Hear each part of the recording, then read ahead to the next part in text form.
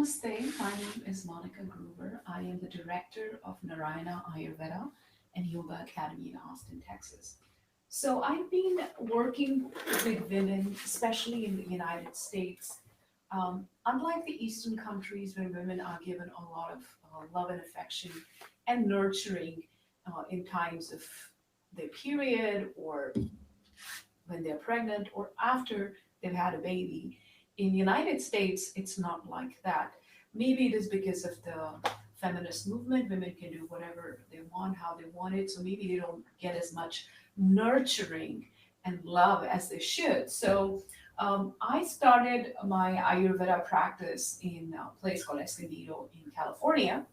And I didn't start out as someone who kind of helped women. I was trying to help anyone who wanted an Ayurveda consultation. But I would attract a lot of women who were menopausal, perimenopausal, hot flashes, and they didn't really want to go the conventional route because people don't really want to talk about this. Is not a subject. Hot flashes and uh, dry vagina is not a topic that you can bring out in the community, basically. So over the years, I have seen many, many women and hopefully helped them. At least they say I have. And after seeing them for 13 years, I released a book, Ayurveda and the Feminine. I've also been teaching Ayurveda for that long and practicing it for much, much longer than that. So I was going to talk about my book. I do get a lot of questions from people about the book, so I thought I would use this to answer those questions. All right, so let me kind of start uh, with the chapter one, a quick introduction to Ayurveda. Basically, Ayurveda is a multimodality life science, an art, really. It's a philosophy that deals with healing the body, mind, spirit, and consciousness. The origins of Ayurveda are mysterious, mystical, and considered mythical by some. Now I'm reading page 23 of the book Ayurveda and the Feminine.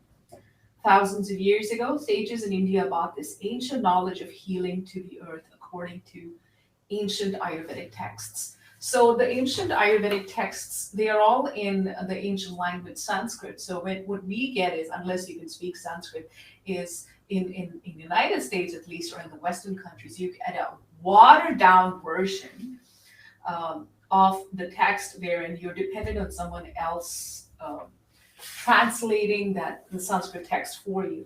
So we have these. If you go and on the internet and Google Ayurveda, there's like a million websites, and they're all kind of a lot of the stuff is cut, copy, paste, same thing, same wine, different bottle, or just made up stuff. Honestly, so the the story of origin that I've written in this book is from the ancient book called Charaka Samhita.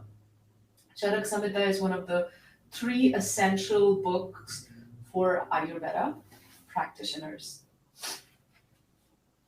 There are eight branches of Ayurveda, and I kind of want to talk a little bit about the five elements after that. So the eight branches are Kaya Chikitsa, which means internal medicine. There's other branches, not so much followed today. The nutrition detoxification and rejuvenation, which is called Rasayana Tantra, that is very much popular as well.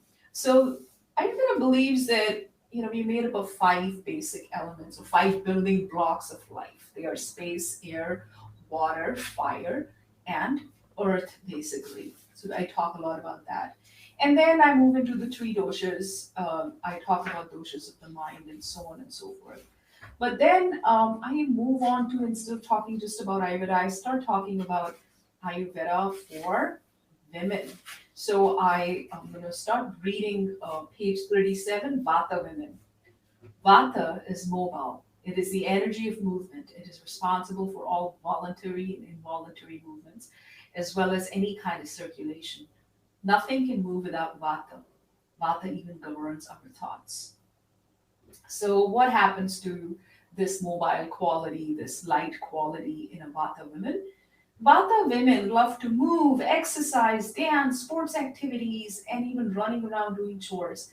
They are creative and intuitive and quick to make body and mind changes. They're also quick to stop those body and mind changes, not stick to it, but That is more a kapha thing, sticking to things. But Vata women are very kind, and sometimes they have a hard time saying no to someone in need. They will end up helping everybody they can, till they sometimes burn out. Sexually, a Vata women may be playful, curious, and energetic with their partner. They shine in professions that are creative. They love art, theater, music, and television. They're also attracted to charity and volunteer work. Sounds like you? Yeah, you might be Vata. So, what happens to a Vata woman when she's imbalanced? So, she has this quality of lightness and mobility. So, the mobility sneaks up on her as aches and pains that move from one body part to another.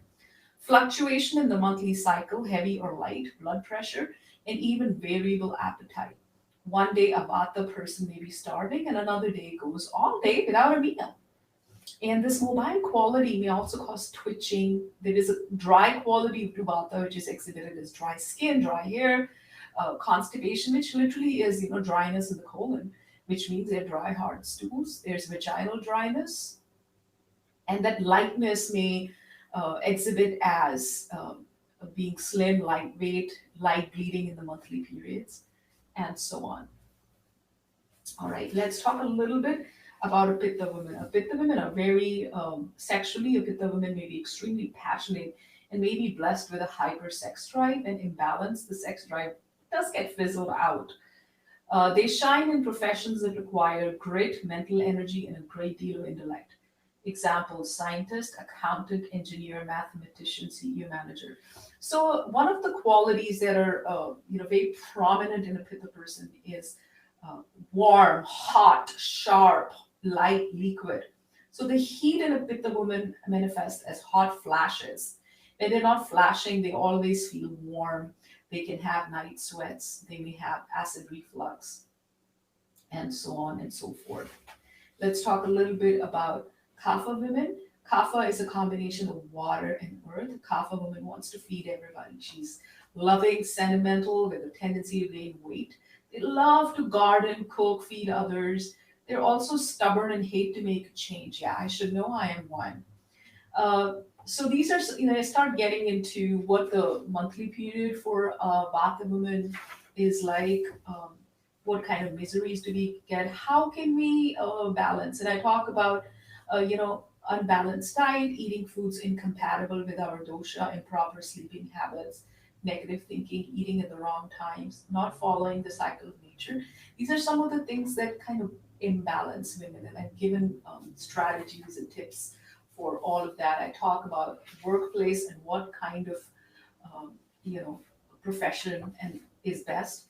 And then I've given little case studies here and there. And one of the things that people have really been enjoying is I've given tips for meditation and so on and so forth. And I've given 6 essential steps for inner healing. And there are activities for each. These are: number one, become the observer. And there's an activity associated with how you become the observer of your own self. The second step is acknowledge what you observe. Third is create intent. Fourth, cultivate new habits. Fifth, work on the mind and the body follows. And sixth is surrender. There's yoga for women, there is case studies, there is talk about diet and what kind of food that women should be eating, and even a lot about herbs. Then there are activities about um, meditation, for example. I'm just going to read something. Visualize a lush rainforest garden with no dangerous animals. It has giant trees with juicy fruits and fragrant flowers. There is a waterfall. On a beautiful chair, Mother Earth is sitting in a personified form. You can see a lot of young servitors attending this Gaia in a green dress with flowers in her hair. Blessings with light, blessings and light flow from her to you. So this is an example of how when we are meditating. So this is a meditation on Mother Earth. I always see her, instead of a sari, I see her in a green sari with a golden border, and she's wearing red alta. Alta is like um, red natural substance. It's a red coloring, and there are designs on her feet that have been made by her little fairies and minions. So the book Ayurveda and the Feminine is on Amazon. I hope you enjoyed this little talk, and I hope to come again. and talk to you guys about Ayurveda for women. Thank you so much. Om Shanti.